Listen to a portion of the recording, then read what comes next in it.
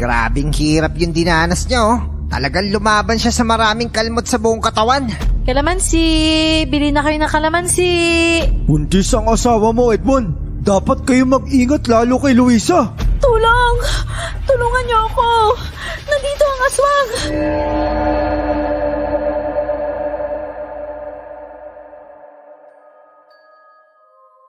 Magandang araw sa iyo, Miss Clark. Itago mo na lang ako sa pangalang Luisa. Taga rito sa barangay Nakalaya, Camarines Norte. Isang bulubunduking lugar dito sa Bicol. Kagaya po ng iba nating mga kababayan, meron din akong kwentong katatakutan at kapupulutan din na magandang aral. Ang ibig ko pong sabihin huwag po nating hatulan ng isang tao base lamang sa kanyang kaanyuan, kung hindi sa buti ng kanyang kalooban. Sa totoo lang po kasi ay isa akong simpleng babae. Isang tindera ng kalamansi na laging nilalait dahil sa malaking balat na kulay itim sa aking muka. Kaya madalas akong tampulan ng tukso. At sa aming lugar madalas akong iniuugnay sa mga kababalaghang nangyayari doon. Kagaya na lamang ng mga kaguluhang kagagawa ng mga aswang. Nangyari po ito ilang taon pa lang ang nakakaraan. Meron akong mga tanim na kalamansi, Miss Clark. At kapag inaani ko na ang mga bunga nun, itinitinda ko sa palengke at minsan naman, inilalako ko sa aming barangay. Ano ba yan? May biktima na naman yung aswang. Sumalakay na naman kagabi. Saan naman daw? Doon malapit sa ilog. Makikita mo yung bangkay niya. Diyos ko naman, nakakatakot naman yan. Nagkakagulo na naman ang mga tao nang maglako ako ng kalamansi isang umaga dahil sa gumagalang aswang sa aming lugar. Kaya naman nakiusyoso ako. Sinabi ko na kasi sa'yo kagabi, huwag ka nang lumabas kasi nakainom ka. Ang tigas kasi ng ulo mo. Tignan mo tuloy ang nangyari. Grabing hirap yung dinanas niya oh. Talagang lumaban siya sa maraming kalmot sa buong katawan. Pero ganun pa din po, no? Napatay pa rin siya ng aswang. Oh, bakit ka nandito? Binabalikan mo ba yung biktima mo? Sinisigurado mo bang patay na siya? Aba, wag naman po kayo magbibintang nang walang sapat na basihan. Wala po akong taong pinapatay. Ano to? Hindi ba't ikaw gumawa nito? Sa itsura mo pa lang mukha ka ng aswang. Hindi po ako aswang, no? Hindi naman porke ganito ang itsura ko ako na agad ang pagbibintangan nyo. Mag-iingat ka. Kasi palagi kami nakabantay sa kilos at galaw mo. Wala ho akong dapat pag-ingatan kasi wala naman akong tinatago. Wala akong panahon para magpaliwanag sa mga taong walang alamang utak kung hindi ang manghusga ng kapwa. Sana mapatay na ang aswang na yan para matahimik na tong lugar natin. Yun nga po ang dapat para matapos natin yung panglalait ng mga tao sa akin. Palagi na lang akong iniuugnay kapag merong ganito. Hindi na ako kumibo dahil lahat sila ay nakatingin sa akin. Parang matutunaw ako sa mapang-usig nilang mga titig. Umalis na lang ako sa lugar na iyon at ipinagpatuloy ang pagtitinda ng kalamansi. Pero kahit saan ako pumunta, may nanglalait sa akin. Kalamansi! Bili na kayo ng kalamansi! Luisa, bagong ani ba yung kalamansi mo? Ay, opo naman. Tingnan nyo, malalaki ang bunga ngayon ng kalamansi ko kasi maganda ang pataba. Ala makakaalis naman kaya yan naman siya ng damit. Manong, Sonrox o Clorox po ang dapat nyong bilhin. Kasi ang kalamansi po para sa pagkain at sa sausawan. Nako, Luisa, kung makakaalis talaga naman siya yan, dapat na una nang naalis yung balat na itim sa mukha mo. Oo nga mas masahol pa yan sa mantsa. Mukha kang impakta. Okay lang ho kung ayaw nyong bumili. Pero wag naman kayong mambastos kasi hindi ko yan papayagan. Oh, bakit? May mali ba sa sinabi ko? Meron ho. Masyado kayo kung makapanlait ng tao. Di bali kung gwapo kayo. Mukha din naman kayong unggoy. Hindi ko nga alam kung tao ba kayo Ano? Ako, unggoy? Oo, kayong dalawa. Mga mukha kayong orangutang hindi pinakain ng isang buwan. Ganon. Kung sampalin kaya kita. Oh, kanina lakas niyong manlait. Ngayon pikon kayo. Di subukan nyo kung gusto nyong putulin ko ng itak ang mga dila nyo. Sige, lapit! Nagulat ang dalawang lalaki nang mula sa loob ng dalakong bayong ay ilabas ko ang dalakong itak at itutok sa kanila. Nang iwas-iwas ko yon ay natakot sila at tumakbo palayo sa akin. Yun naman ang pagdating ni Andy. Pagpasensyahan mo na yung mga yun ha. Naging tampulan ka na naman ng tukso. Isa ka pa ha? Gusto mo tikman tong itak ko? Abay Luisa, masyado ka naman atang high blood. Hindi naman ako nandito para asarin ka eh. Anong dahilan? Bibili ka ba ng kalamansi ko? Oo, pero mamaya na yon. Tulungan muna kita magtinda. Ako na magdadala niyang bayong mo ha. Ang bigat niyan eh. Ha? Tutulungan mo ko? Oo, kaya huwag ka na magalit. Tabi mo na yung itak mo. Ako na magdadala ng isang bayong ng kalamansi. Ikaw nang bahala sa bilao. Talaga? Salamat ah. Patuloy akong nag-ikot sa aming lugar para ilako ang mga kalamansi katulong si Andy. Hanggang sa mapadaan kami sa bahay ni Teresa na isang buntis. Luisa, pabili nga ng kalamansi. 20 lang isang balot, Teresa. Sige, pabili ako ng isa. Malaki na pala tiyan mo, no? Kailangan mong mag-ingat. Alam mo naman dito sa lugar natin. Oo nga eh. Kanina nga may natagpuan na namang biktima ng aswang, di ba? Oo. Kaya palagi kang maglagay ng bawang sa tiyan mo. Huwag kang matutulog ng nakatihaya. Palaging nakatagilid lang. Saka palagi mong titiyakin na sarado ang bintana at pintuan. Oo nga eh. Yun nga ang palaging ginagawa ng asawa ko.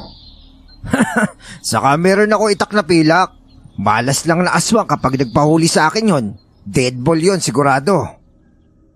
Nang mga pagkakataong dumaan sa amin na mag-asawang Lorna at Kadyo, masama ang tingin nila sa akin. Tapos ay panakaw silang tumingin kina Teresa at sa asawa nitong si Edmond. Mabuti naman kung ganon, Teresa. Mabuti na yung nag-iingat. Alam mo naman yung mga aswang. Gusto nila yung ganyan, yung mga buntis. Oo nga, Luisa eh. Salamat sa paalala ha. Luisa, ang sama naman yata ng tingin ng mag-asawang dumaan. Oo nga, Andy. Nakita ko rin. Kilala mo ba yung mga yun? Hindi eh. Parang taga-kabilang baryo sila. Sigurado ka? Oo, kasi kilala ko lahat ng taga rito sa atin eh. Sigurado ako hindi sila taga rito. Siya sige. Tara na. Patuloy kong inilako ang mga kalamansi katulong si Andy. Upang muli ay galugarin ang aming lugar at makita ang mga taong naroon. Natiyak ko na hindi nga doon sa aming baryo nakatira ang mag-asawang yon. Hindi ko talaga inaasahan na meron pang isang taong tulad ni Andy na magpapakita sa akin ng ganong kabaitan. Binuhat nga niya ang bayong at sinamahan ako sa buong panahon ng aking pagtitinda. Salamat, Andy ha. Okay lang yon, Luisa. Nakita ko kasi ang bigat ng dala mo. Alam mo namang hindi ko yung matitiis, di ba? Iniisip ko tuloy paano ako makakabawi sa'yo. Hindi naman ako naniningil, Luisa. Pero ganito na lang. Pabayaan mo na lang akong dalawin ka sa bahay mo. At saka kung pumayag ka sasamahan na rin kita sa pagtitinda. Hala, makakahiya naman yun no. Baka pati ikaw maging tampulan ng tukso pag nakita nila nakasama mo ko. Wala naman akong pakialam sa kanila. Basta't ang mahalaga sa akin, ikaw, Luisa. Andy naman, parang may gusto kang tumbukin. Huwag mo akong bibiruin ng ganyan ha, kasi sawang-sawa na ako sa masasamang biro sa akin. Hindi naman ako nagbibiro eh. Gusto kitang ligawan, Luisa. Tsaka hindi naman ako nagmamadali kung ayaw maniwala kagad. Basta. Patutunayan ko na lang sa'yo na malinis ang aking hangarin. Hindi ako nakakibo kaagad, Miss Clark. Pero hindi ko maintindihan ang aking sarili kung ano ang mararamdaman ng pagkakataong ito. Dahil hindi ko alam kung totoo ba ang sinasabi ni Andy o pinapasakay lang niya ako. Matapos na maubos ang aming paninda, inihatid ako ni Andy sa aming bahay. Ala, nandiyan ka na pala po. Opo, Lolo Cardo. Tinulungan ako ni Andy. Magandang araw po. Salamat naman at meron pang tao na kagaya mo na hindi nagagalit kay Luisa. Nako, Lolo. Napakabait po ng inyong apo. Talaga mabait niya si Luisa. Pero minsan nagiging salbahe siya sa mga taong ginagawan siya na masama. Huwag po kayo mag-alala. Mula po ngayon meron na po magtatanggol kay Luisa. Salamat, Andy. Siya nga pala, Andy. Dito ka na kumain. Sabayan mo kami ni Lolo Cardo. Maupo ka muna dyan ha, at maghahain lang ako. Naghain nga ako ng aming pananghalian. Adobong atay at puso ang inihain ko kay Andy. Isang bagay na ikinagulat niya nang umupo sa hapagkainan. Sige na, kain na tayo. Parang busog pa ako, Luisa Ay, ayaw mo ba na pagkain na sa harapan mo? Pagluluto kita na iba. Nako, wag na po. Busog pa po kasi ako Gusto ko lang po uminom ng tubig. Oo, sige. Eto, tubig. Nang magsaling ng tubig sa baso si Andy, nakita ko ang panginginig ng kanyang kamay. Panay ang kanyang lunok habang nakatingin kay Lolo Cardo na kumakain ng atay. Ang sarap nitong ulam. Ayaw mo ba, Andy? Salamat po pero kumain na po kasi ako bago ko sinamahan si Luisa magtinda. Siya, sige, ikaw bahala. Luisa, magpapaalam na rin ako ha. Sige, mag-iingat ka ha. Oo. Mabilis na tumayo si Andy. Nang makalabas ng bahay ay nakita ko ang mabilis na pagkaripas niya ng takbo para lang makalayo sa bahay namin. Hindi ko alam kung maiinis ako o matatawa sa reaksyon ni Andy. Takot na takot siya. Lolo naman nakakainis ka. Ang dami-daming lulutuin, atay at puso pa yung ihahain mo kay Andy. Alam niyo po bang natuklasan na ng mga tao yung bangkay na napatay ng aswang kagabi? Abay, hindi mo ba alam na doon masusukat ang tapang at magmamahal sa'yo na isang tao? Baka hindi na po yun bumalik. Kung gano'n duwag ang mga ganong tao, apo. Kung totoo siyang lalaki, sasalo siya sa atin o kaya gagawa ng paraan para malaman kung ano ba talaga itong nakahain. Kinatay niyo na pala yung alaga nating baboy? Abay, oo. Katulong ko sina Simon at Pandong. Tapos binigyan ko na ng 2 kilo para may pang-ulam naman sila. Yung iba binili ng kausap ko para itinda sa bayan. Tapos itong atay at puso, itinira ko kasi paborito ko ito. Baka wala na kayong itinira para sa akin. Meron. Nandyan sa banga. Binabad ko pa nga sa asin para tumagal ang karne. Ay, salamat talaga, Lolo. Sige, kumain ka na. Kinagabihan, muli na namang sumikat ang bilog na buwan. Kakaiba ang aking nararamdaman kapag ganong panahon. Lo, lalabas po muna ako Mag-iingat ka, apo, ha? Huwag mong kakalimutan ng mga bagay na tinuro ko sa'yo. Opo, Lolo. Sige na. Umuwi ka bago magliwanag, ha? Walang dapat makakakita sa'yo para na rin sa'yo kaligtasan. Opo, alam ko na po yan, Lo. Nang makalabas ako ng aming bahay, mabilis akong tumakbo sa kadiliman. Ng mga pagkakataon namang yon ay hindi na mapakali si Teresa. Aray ko! Ang tiyan ko, Edmond! Sumasakit! Oh, bakit Teresa? Gumagalaw si baby sa tiyan ko Parang hindi siya mapakali. Anong ibig mo sabihin? Hindi ko alam Pero parang nagliligalig siya. Kilo siya na kilo sa tiyan ko. Aray! Aray ko! Umupo ka lang dyan sa kama. Narinig mo ba yun? Nakakatakot yung alulong ng aso. Oo nga Nako, baka may aswang sa paligid. Baka gusto niya kunin yung anak natin. Huwag kang matakot, Teresa. Nandito lang ako. Hindi kita pababayaan. May naririnig akong wakwak. Parang malapit lang dito yung huni niya. Oo, nasa paligid lang yung aswang. Pero huwag kang matakot. Nandito lang ako. Meron tayong panlaban sa kanya. Huwag mo kong iiwan, ha? Oo, nandito lang ako sa tabi mo. Hindi nagtagal ay naramdaman na ni Teresa at Edmond ang malakas na kalabog sa kanilang bubungan. Tapos ay marahan yung naglakad at tumalon sa gilid ng bahay. Nang silipin ni Edmond, nakita niya ang isang malaking aso na halos kasing laki ng tao. Nasa harap ng bahay natin ng malaking asong itim. Diyos ko, Edmond! Baka siya na yung aswang! Nakatingin siya dito sa bahay. Kung ganun ako nga ang puntirya niya. Huwag ka maingay. Nawala na siya. Bakas sa mukha ni Teresa ang takot, lalo na nang sinabi ni Edmond na nawala ang malaking asong itim. Muling natahimik ang mag-asawa. Nakiramdam sa paligid ng bahay. Tapos ay muling sumilip si Edmond. Pero kung saan siya sumilip, naroon din ang aswang at nakasilip. Ah! Edmond! Nasa bintana siya! Lumayas ka dyan, aswang! Sige, tagain mo! Yari ka sa itak ko! Tinamaan mo sa mukha, Edmond! Nang muling sumilip si Edmond, nakita niya na napaatras ang malaking asong itim. May sugat yun sa mukha. Nagdurugo. Tapos ay nakita din niya na mayroong babaeng nakatayo sa dilim. Wala silang alam na ako ang babaeng yun. Naglalaban yung aswang at yung babae. Sino kaya ang babaeng yun, Edmond? Hindi ko makilala eh. Madilim kasi. Ano kaya kung lumabas ako? Naku, wag na. Baka mapahama ka pa. Teresa, ipinagtanggol tayo ng babae laban sa aswang. Kaya dapat tulungan ko siya. Sige, pero mag-iingat ka ha. Oo, kukuha lang ako ng tiyempo. Sisilipin ko lang muna kung totoo magkalaban sila. Patuloy lang na sumilip si Edmond. Nakita niya na nakipaglaban ako sa aswang.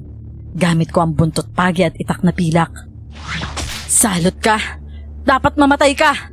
Kayo ang dahilan kaya sumisikip ang mundong ginagalawan ko. Mukha ka rin kasing salot. Hindi mo ako mapipigilan. Gagawin kitang pataba sa taniman ng kalamansi ko.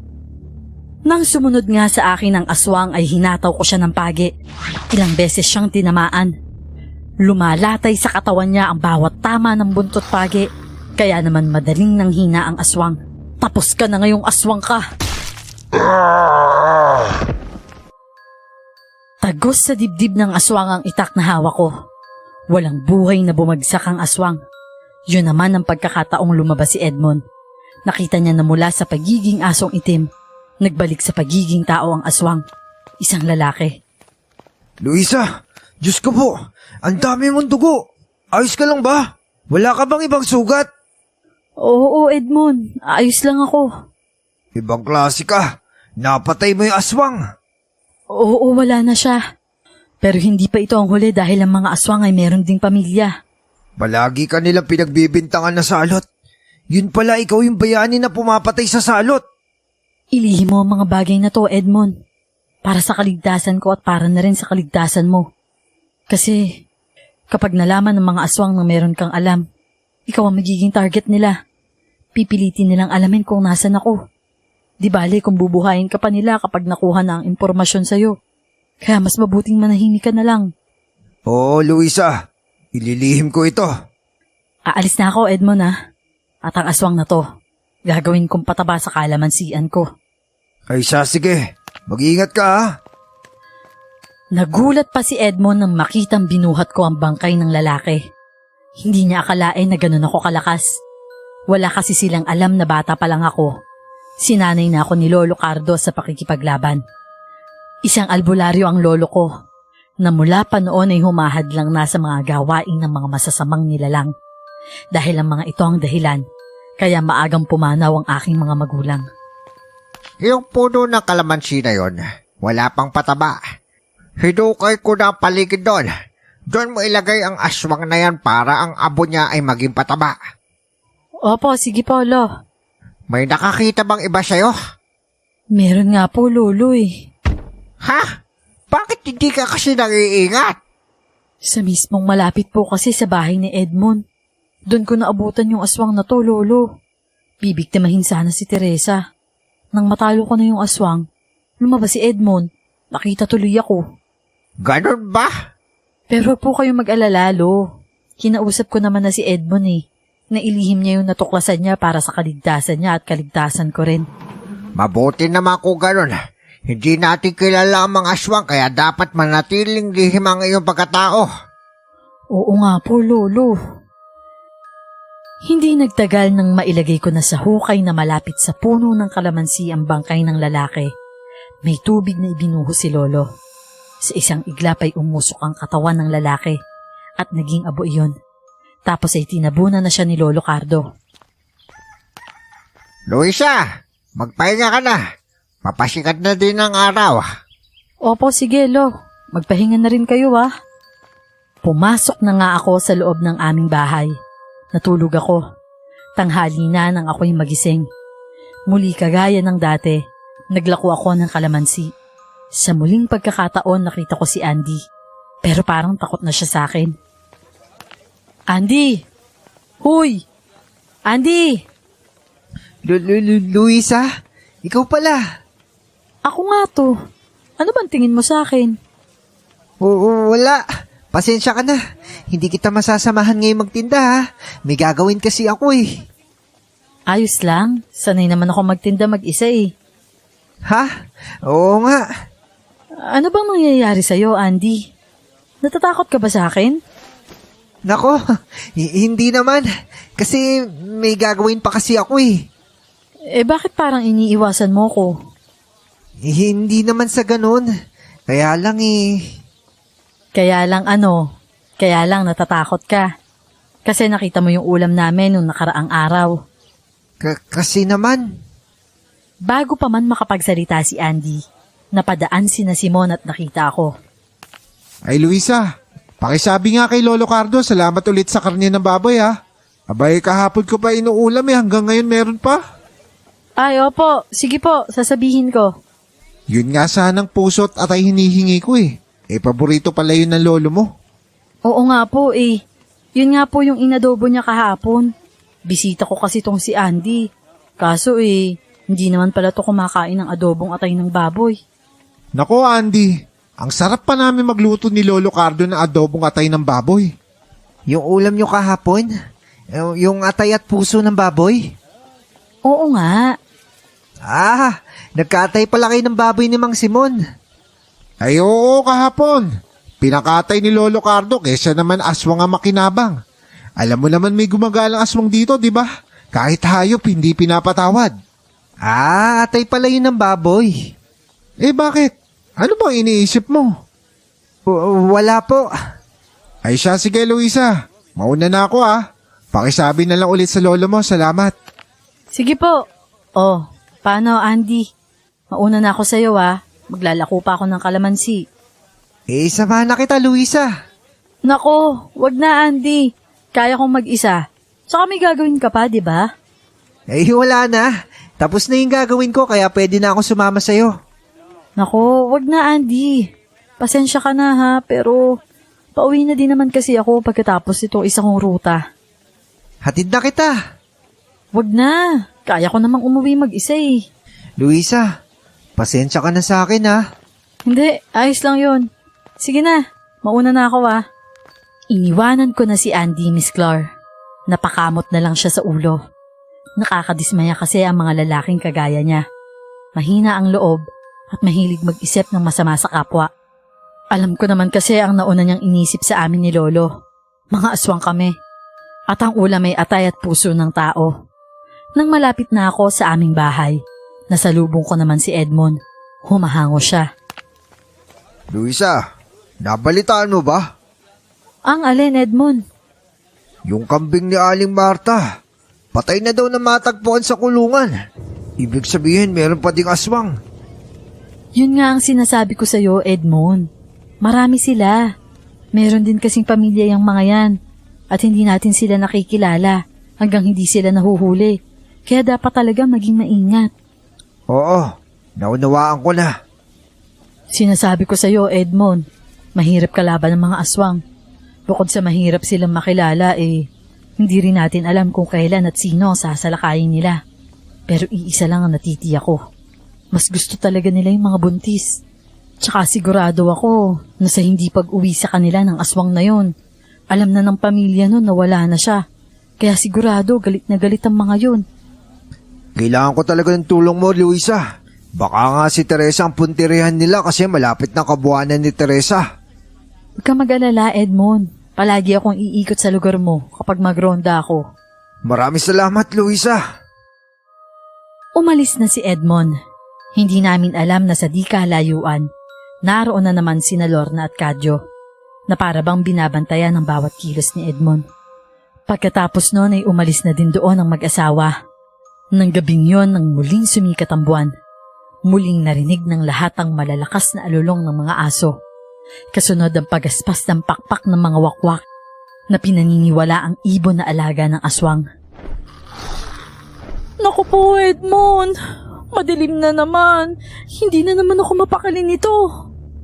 Huwag kang matakot. Nandito ako. Sana naman pag nakaanak na ako, lumipat na tayo sa ibang lugar. Sa lugar na walang aswang. Tumahan ka na, Teresa. Natatakot ako sa lugar na to. Hindi ka dapat ganyan, Teresa. Kailangan mo maging matapang at maging malakas. Sige. Huwag kang maingay. Nasa paligid na ang aswang. Pero alam ko na nasa paligid din si Luisa para tulungan tayo.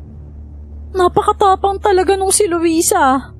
Kaya nga dapat maging matapang kasi si Luisa magiging matapang para ipagtanggol ka. Napabuntong hininga na lamang si Teresa. Matapos ay kinuha niya ang isang gunting. Hinawakan ng mahigpit. Tapos ay naupo sa silyang naroon. Nakiramdam sa paligid. Hindi nagtagal ay nakaramdam ng antok si Teresa. Ipipikit na sana niya ang kanyang mga mata nang makita na may kung anong makintab na sinulid na mula sa kanilang bubungan. Humahaba yun pababa at patungo sa kanya. At nang matiyak ni Teresa na ang kanyang tiyan ng puntirya ng mahabang bagay na yon, ay pinutol niya ito gamit ang gunting. Andi na ako, biyotol na! Edmond! Nasa bubong ang aswang! Ayan ang dila niya, naputol ko! Oo nga, naku po. Hindi malaman ng aswang ang gagawin habang patuloy na nagdurugo ang bunganga nito dahil sa pagkaputol ng kanyang dila. Tumalon ito sa likuran ng bahay. Naghahalo ang galit at sakit na nararamdaman nito. Nagbalik sa pagiging tao ang aswang. Naging si Kadyo. Ano, aswang? Masakit bang maputulan ng dila? Dapat lang sa'yo yan. Salot ka eh. Kulang pa yan. Dapat sa'yo mamatay. Mababakas ang matinding galit sa mukha ni Kadyo. Muli ay nagpalit ito ng anyo. Naging mabalasik na asong itim. Galit na sinugod ako. Gamit naman ang buntot page ay buong tapang ko siyang hinarap. Pero malakas at maliksi si Kadyo. Kaya nagawa niyang masugatan ako. Pero nataga ko siya at nasugatan din. Tumakbo siya ng mabilis. Luisa! Nakatakas ang aswang, Edmond. Pero sugatan siya. Naputol ang dila niya. Alam ko. Susundan ko siya. Hindi na siya makakalayo kasi sugatan na siya. Sasama ako, Luisa. Huwag mong iwan ang asawa mo, Edmond. Ako na bahala sa kanya. Salamat, Luisa. Mag-ingat ka. Nang pumasok sa loob ng bahay si Edmond, tinungo ko ang direksyon tinakbuhan ni Kadyo. Ramdam ko ang kirot na mga kalmot sa aking braso. Nagdurugo yun pero kailangan kong tiisin. Dapat ko siyang maabutan. Bago niya pa masabi sa mga kalahi niya na ako ang pumapatay sa lahi nila. Sinabi ko na nga ba eh. Hindi ka na makakalayo kasi malalim na yung mga sugat mo. Hindi basta gagaling yung sugat yung mga aswang. Kapag itak ng pilak ang tumama, unti-unti din kayong manghihina. Alam mo ba yon, Kadyo? Hindi makakibo si Kadyo. Nanlilisik ang mga mata nito sa galit. Panay ang angil ng muling tumayo at sumugod sa akin. Magkakasunod na taga naman ang isinalubong ko sa kanya. Natamaan ko siya sa leeg. Paluhod siyang bumagsak sa harapan ko. Nagbalik sa pagiging tao. Mahinang-mahina na siya, Miss Clark. Pero bago ko matapos ang buhay ni Cardo, nagulat ako nang biglang merong babaeng sumigaw mula sa di kalayuan. Si Lorna. Tulong! Tulungan niyo ako! Uy ate, ano nangyari? Yung asawa ko, sinalakay ng aswang! Nasaan? Doon! Doon siya tinangay ng aswang! Maawa na kayo! Tulungan niyo ako! Mga kasama, tayo na dali! Kasama ni Lorna ang mga taong baryo na nagro-ronda ng mga sandaling yon. Nagulat ako nang natamaan ako ng flashlight nila. Ayun ang aswang na pumatay sa aking asawa! Sabi na nga ba ang Luisa na yan ang aswang! Tara, huliin natin at patayin! Patayin niyo ang aswang na sumalakay sa aking asawa! Wala na akong panahon para magpaliwanag pa. Nakita nila ang maraming dugo sa aking mga kamay at damit, gawa ng mga sugat na nakuha ko sa paglalaban namin ni Kadyo. Isa pa, wala namang maniniwala sa sasabihin ko. Dahil ang mga taong kasama sa ronda ay ang mga taong palaging nanlalait sa akin. Kaya tumakbo na lang ako papalayo. Tumatakas si aswang! Habulin natin! Kadyo! Asawa ko! Sabi ko na nga ba aswang ang Luisa na yon. Ngayon kilala niyo na ang aswang. Huwag niyo na siyang pabayaang gumala-gala pa. Siya, sige, kami nang bahala. Tayo na mga kasama, huliin natin si Luisa! Tayo na! Patuloy akong hinabol ng mga taong baryo. Kahit pagod na ako sa pagtakbo, nagpumilit pa rin akong tumakbo palayo sa kanila. Naisip ko, delikado si Lolo Cardo. Tiyak na pag-iisipan din siya ng masama ng mga taong yon. Pero mas delikado kung uuwi ako. Kaya sa pagkakataong yon, kay Andy ako tumuloy. Andy! Andy, buksan mo ang pinto! Luisa, ano nangyari sa'yo? Bakit ka duguan? Papasukin mo muna ako, Andy. Oo, halika dito sa loob. Pakiusap, Andy. Puntahan mo si Lolo Cardo. Iligtas mo siya. Ano ba nangyari? Napagbintangan akong aswang kaya tinutugis nila ako. Kapag hindi nila ako nahuli, siguradong si Lolo Cardo ang babalingan nila. Ano? Siya, sige. Dito ka muna. Ako na bahala sa lolo mo. Maraming salamat talaga, Andy. Mahal kita kaya ginagawa ko to, Luisa. Mag-iingat ka, ha? Siya, sige. Babalik ako kasama na si Lolo Cardo. Nang makaalis na si Andy ay ginamot ko naman ang aking mga sugat. Noon ko naisip na naisahan ako ni Lorna. Ngayon ay maibibintang sa akin ang lahat ng kasalanan at kaguluhan na ginawa nila sa baryo. Nang makarating naman si Andy sa aming bahay, nakita niyang naroon na ang mga taong nagro-ronda. Pero hindi nakuha ng mga ito si Lolo Cardo. Bagay na ipinagtataka ni Andy. Nagtago ito sa likuran ng malaking puno. Bah, nasaan si Lolo Cardo? Nakatakas din yung matanda! Tayo na mga kasama, magronda pa tayo. Baka makita pa natin yung maglolong aswang. Tayo na! Paalis na sana si Andy sa lugar na yon, nang biglang may kamay na humawak sa kanyang balikat at pisilin yon. Lolo Cardo? Bakit ka nandito? Sugatan po si Luisa, Lolo, at pinapasundo niya kayo. Ay siya, tayo na! Dito po tayo dumaan. Iwasan natin yung mga tao nagro-ronda. Kayo talaga hinahanap nila Oo nga, mabuti na nga lang lumabas ako ng bahay. Mag-uumaga na kasi wala pa si Luisa. Tapos narinig ko pa ang mga sigawan ng mga to kaya nagtago na lang ako sa likuran ng malaking puno.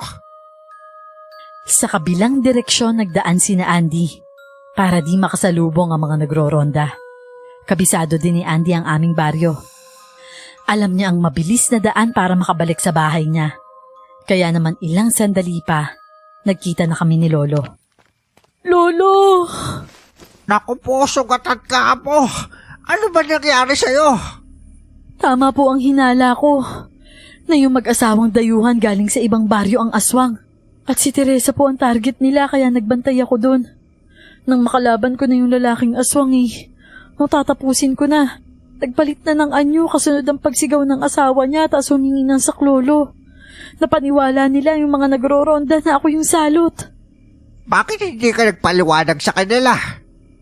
Lolo naman, alam niyo naman po na noon pa iba ng tingin sa akin ng mga kababaryo natin. Bumabase sila sa itsura ko.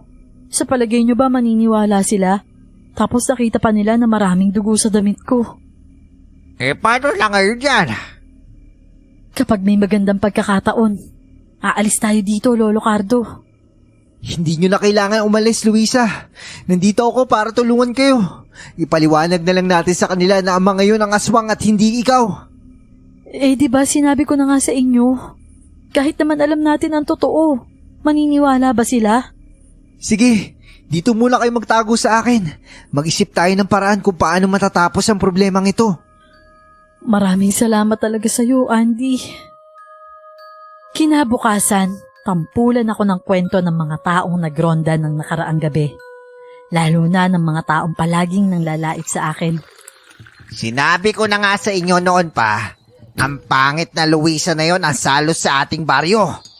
Yung pagtitinda ng kalamansi, dahilan lang yun para makita yung mga tatargetin niya pagdating ng gabi. Abay pare, kailangan natin sila mahuli. Bitayin natin sa gitna ng plaza at sunugin natin ng buhay. Tama, silang dalawa ng lolo niya. Baka naman nagkakamali lang kayo na hinala. Hoy Edmond, wala ka namang kagabi kaya hindi mo masasaksihan ng mga pangyayari. Mga pare, hindi lahat na nakikita ng mata yun na nga yun. Baka may mas malalim pa na dahilan yun. Kaya huwag kayong basta-basta humatol. Buntis ang asawa mo, Edmond. Dapat kayo mag-ingat lalo kay Luisa. Naku, kawawa ang anak mo kapag nakuha ng aswang. Maging mahinahon lang kayo mga kasama. Kung bahuli man sila huwag niyo silang sasaktan. Pwedeng magkamali kasi tayo. Mga salot yung mga yan. Dapat pinapatay yan. Hindi na kumibo si Edmond. Nagmamadali siyang umuwi sa kanilang bahay. Baka sa mukha niya ang pagiging balisa. Bagay na agad na napansin ng kanyang asawa. May problema ba, Edmond? Yung mga tao nagronda kagabi, sinabi na aswang daw si Luisa. Ano? Totoo ba yung sinasabi mo? Sana sinabi mo sa kanila yung totoo. Yun nga sinabi ko sa kanila Huwag silang basta humatol base lang sa itsura ng tao. Mahirap magkamali. Aba, mali talaga sila. Ilang beses na tayong tinulungan ni Luisa, hindi ba? Oo, pero ang mga tao galit sa kanya. Bulag ang mga yan sa katotohanan. Hindi yan maniniwala sa paliwanag lang. Kawawa naman si Luisa, Edmond. Kagustuhan niyang tumulong sa kapwa, tapos siya pa ngayon ang nasa peligro ang buhay. Tinulungan niya tayo, kaya kailangan tulungan din natin siya. Pero paano naman? Alam mo ba kung nasaan sila Luisa ngayon? Walang nakakaalam kung nasaan sila. Nang mga pagkakataon namang yon, galit na galit si Kadyo habang ginagamot ni Lorna ang mga sugat nito. Wala nang hahadlang ngayon sa ating mga plano. Ang atensyon ng lahat ay nasa babaeng yun na. Pagbabayaran niya ang ginawa niya sa iyo at sa aking kapatid na nauna niyang pinatay. Anong plano mo, ina? Lalo pang sirain ang pagkatao niya para mapursige ang mga tao na hanapin at hulihin sila. Oo, Kadyo. Ako nang bahala. Ako ang bahala sa buntis na pumutol ng dila mo. Tama ka, ina. Kapag nasa kanila ang atensyon ng lahat, ano man ang gawin natin ay sa kanila ibibintang. Tama ka. Pero mas maganda na mamatay siya sa kamay ng mga kababaryo niya. Yun ang pinakamatamis sa paghihigante. Nang mga pagkakataon namang yon ay nakabawi na rin ako ng lakas. Nagamot na ang aking mga sugat. Ayos ka na ba, Apo? Opo, Lolo. Medyo okay na yung pakiramdam ko. Masikip na ang baryong ito para sa atin. Mamayang gabi umalis na tayo dito. Pero Lolo Cardo, pababayaan nyo na lang ba na manatili ang paniniwala nila na kayo yung salot kaya kayo umalis dito? Ito yung masakit na katotohanan. Yung lihim ka nakakatulong sa kanila pero sa maling pagkakataon huhusgahan ka dahil sa iyong itsura. Kapag umalis kayo at muling sumalakay ang aswang, kahit wala na kayo dito, sa inyo pa rin ibibintang yun. Tama si Lolo Cardo. Nawala ng saysay ang mga ginagawa ko.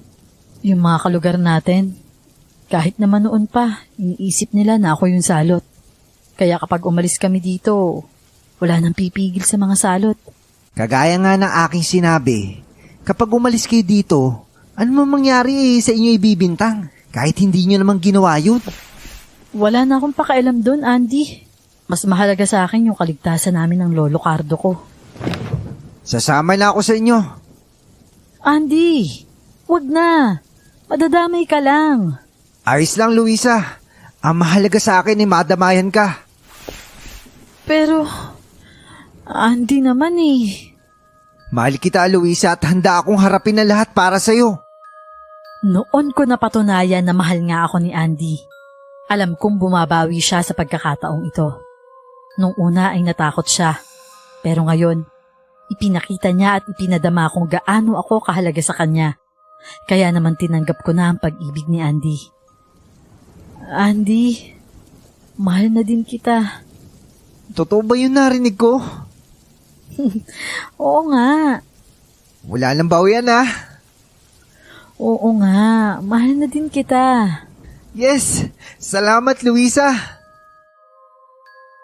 Mapapatawa na din sana si Lolo Cardo. Tumalikod siya nang makita niyang niyakap ako ni Andy at hinalikan sa labi. Matapos ay yumakap na din ako ng mahigpit kay Andy.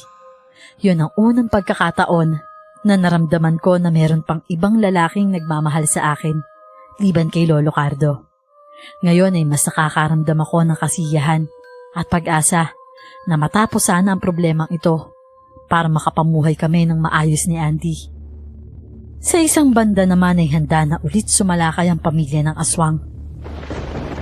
Kumagat na ang dilim.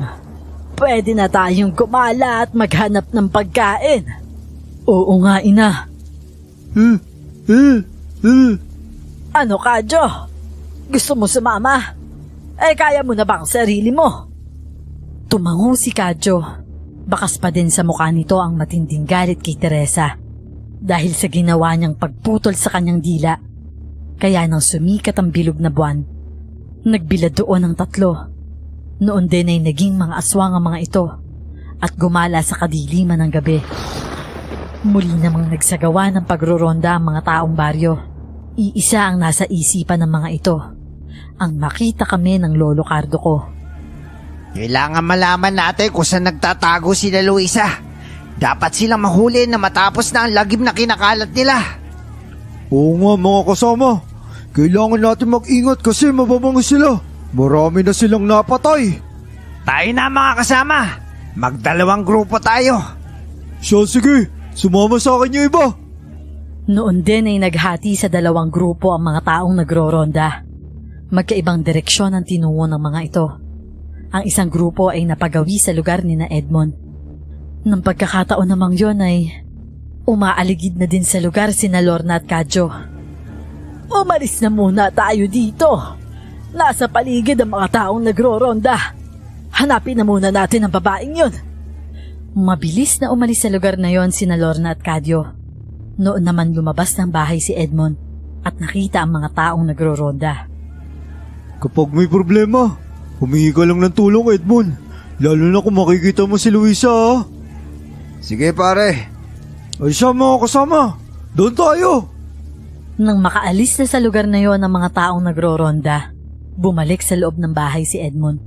Kinuha nito ang itak at ibinigay kay Teresa. Nasa paligid lang ang mga taong nagroronda. Kaya sa palagay ko hindi na pupunta dito yung aswang.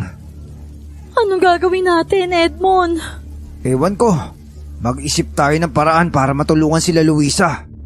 Hindi na din kikibo si Teresa dahil sa totoo lang, hindi rin niya alam kung ano ang gagawin para ako ay matulungan. Nang pagkakataon namang yon ay naghanda na kami ni na Lolo Cardo at Andy para umalis sa lugar na yon. Sasamantalahin namin ang kadiliman para makaalis sa baryo. Tayo na. Dito tayo sa likod ng bahay dumaan. Tara na, Lolo Cardo. Sandali. Bakit, Lolo? Mayroong mga paparating. Oo nga. Mga kasama, talasan yung pandinig at pakaramdam. Anumang oras pwede natin makasalubong ang mga aswang. Doon tayo. Nang makalampas na ang mga taong nagroronda, saka lang kami lumabas sa likuran ng mga halaman na aming pinagtataguan. Tapos ay sa kabilang direksyon kami dumaan. Hindi namin napansin na ang mag-asawang Cardo at Lorna pala ay nakasubaybay sa amin. Planado na ang bawat kilos nila. Tulong! Nandito ang aswang! Nasaan ang aswang? Ayun sila! Ayun ang mga aswang! Nalintikan na. Tumakbo na kayo! Teka lang, Andy.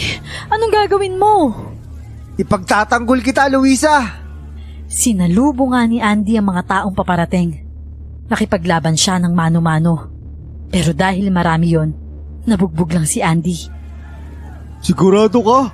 Ipagtatanggol mo mga aswang? Ibig sabihin, aswang ka na rin? Nagkakamali kayo! Oo, aswang din yan. Hulihin niyo sila. Naisip ko na walang kwenta ang lumaban. Niyakap ko na lang si Lolo Cardo bago pa siya masaktan ng mga taong naroon. Igapos sa mga yan at dalhin sa plaza! Sunugin niya ng buhay. Tama, para mawala na ang salot sa baryong ito. Abay, nagkakamali kayo mga kasama. Huwag mo lang bilugin ang ulo namin. Hindi kami maniniwala sa'yo. Naku naman, huwag kayo magipadalos-dalos. Sa plaza natin sunugin ang mga aswang. Tayo na mga kasama. Sunugin natin sila. Matapos ng igapos nila ang aming mga kamay, dinala kami sa plaza. Itinali sa malaking poste na naroon. Tapos ay kumuha ng mga tuyong kahoy at itinambak sa aming paligid. Meron din kumuha ng gasolina. Yun naman ang pagkakataong dumating si Edmond at inawat ang mga taong naroon. Mga kasama, hinay-hinay lang kayo sa pagpapasya. Baka nagkakamali lamang kayo. Nahuli na namin ang mga salot, Edmond. Huwag ka na makialam pa. Ilang beses na kami tinulungan ni Luisa. Ilang beses nang inaswang ang aking asawa pero si Luisa ang tumulong sa amin. Kalokohan. Maniwala kayo sa akin. Hindi si Luisa ang aswang. Sinungaling! Ang salot na yan ang sumalakay sa asawa ko. Kaya naging ganito siya. Mga kasama, maniwala kayo sa akin. Ang aswang ay hindi si Luisa. Paano mo yan mapapatunayan, Edmond? Dahil naputol ang dila ng aswang, kaya hindi siya makakapagsalita. Ito ang naputol niyang dila, oh. Bibiktimahin niya sana yung asawa ko. Kaya kung si Luisa ang aswang, di sana hindi siya nakakapagsalita. Kung ganun, Hindi nga sila yung aswang. Dahil ang tunay na aswang ay ang asawa ng babaeng yan. tama. Siya ang aswang na sumalakay sa amin nung gabing makaharap siya ni Luisa at manglaban sila. Si Teresa ang pumutol ng dila niya. Mga hangal! Magugulat ang lahat ng tamaan ng sikat ng buwan sina Lorna at Cadyo. Nagpalit ng anyong halimaw ang mga ito. Galit na aangilan ng mga taong naroon. Sila nga ang aswang! Patayin sila! Pakawalan niyo kami dito! Tutulong kami! Nang suguri ng mga tao sina Lorna, kaagad na nahuli si Cadyo dahil mahina na yon. Si Lorna naman ay mabilis na tumakas at nagtungo sa dilim. Pinakawala naman ng mga tao si Luisa. Nang makawala sila ni Andy, kinuha nila ang itak na pilak at ang buntot pagi. Hanapin natin ang nakatakas na aswang. Oo, tayo na. Luisa, babalik na ako sa amin. Walang kasama si Teresa. Maraming salamat, Edmond. Mabilis na umalis si Edmond para umuwi. Kasi naisip niya na walang kasama ang asawang si Teresa. Sinundan naman namin ni Andy si Edmond. Nung pagkakataon namang yon ay sinalakay ng aswang na si Jojo ang alagang baboy niya Mang Ambo. Narinig ng matanda ang pag-igik ng alaga, kaya lumabas siya ng bahay at nakita ang aswang habang nilalapa ang kanyang alaga. Tulong! Nandito ang aswang! Ali-aling Edna! Tulungan niyo ako! Hayan ang aswang! Paligiran ninyo ang mga kasama. Huwag niyo hayaan makatakas. Patayin niyo ang salot! Napaligiran na ng mga taong bayan ng aswang na nasa loob ng koral ng baboy. Kaya hindi na nun nagawa pang makatakas. Isang lalaki ang sumibat dito. Tinamaan sa likuran ng aswang. Bago pa ito makapanakit ng tao, isang lalaking naroon pa ang tumaga sa kamay ng aswang. Tapos ay tinaga sa leeg. Kaya naman walang buhay siyang bumagsak. Nagpalit na siya ng anyo. Makikilala na natin kung sino ang aswang na yan. Alay, isang lalaki pala are. Kung ganun nagkakamali tayong lahat. Hindi pala si Luisa ang aswang. Mukhang hindi taga rito ang aswang na yan Dumayo lang rito para mambiktima. Tayo na mga kasama. Ipaalam natin na hindi si Luisa ang aswang. Kailangan natin silang pigilan. Yun naman ang pagkakataong paparating ang isang grupo. Nakasama na si Lolo Cardo. Pare, nagkamali tayo Hindi pala si Luisa ang aswang. Oo, nahuli na namin ang tunay na aswang. Nasa plaza't nakatali. Binabantayan ng iba nating mga kasamahan. Alay pare, napatay namin yung isa Meron pa nakatakas. Yun ang tinutugis nila Luisa at Andy. Tara, sundan natin sila. Nang pagkakataon namang yon ay balisa na si Teresa dahil naririnig na niya ang malakas na alulong ng aso at ang pagaspas ng ibong wakwak. Lalo pa itong nabalisa nang makarinig na ng mga kalabog sa dingding. Edmond! Nasaan ka na ba? Lalong natakot si Teresa nang bumukas ang pintuan ng bahay nila. Kasunod ay pumasok si Lorna na nasaan yung tao pa. Marahang humakbang palapit kay Teresa. Alam mo bang ang bango-bango sa aking pang-amoy ng batang nasa tiyan mo? Namatay ang aking asawa dahil sa iyo. Kaya ngayon, bago ko iwanan ng baryong ito, kakainin ko muna ang anak mo. Wag! Maawa ka! Gutom na ako. At gustong gusto ko ang anak mo. Tulong! Tulungan niyo ako! Nandito ang aswang! Kasunod nun ay nagpalit ng anyo si Lorna. Naging mabalasik na asong itim. Tapos ay tumutulo ang laway nitong hinarap si Teresa. Pero bago pa nito malapitan si Teresa, dumating na kami ni na Edmond. Layuan mo ang asawa ko, halimaw! Hindi ka magtatagumpay, halimaw ka! Peste ka talaga sa buhay ko! Nang sugurin ako ng aswang, magkakasunod na hampas ng buntot pagi ang ginawa ko. Lahat ay tumama sa kanya. Kaya naman kaagad siyang nanghina. Dumating na rin sina Lolo Cardo at ang iba pa. Nahuli ang aswang at dinala sa plaza. Sabay silang sinunog ng buhay ng mga taong baryo. Matapos noon ay kaagad silang humingi ng paumanhin sa amin ni Lolo Cardo sa lahat ng mga kasalanang nagawa nila. At ito ang karanasang hindi ko na siguro makakalimutan habang ako'y nabubuhay.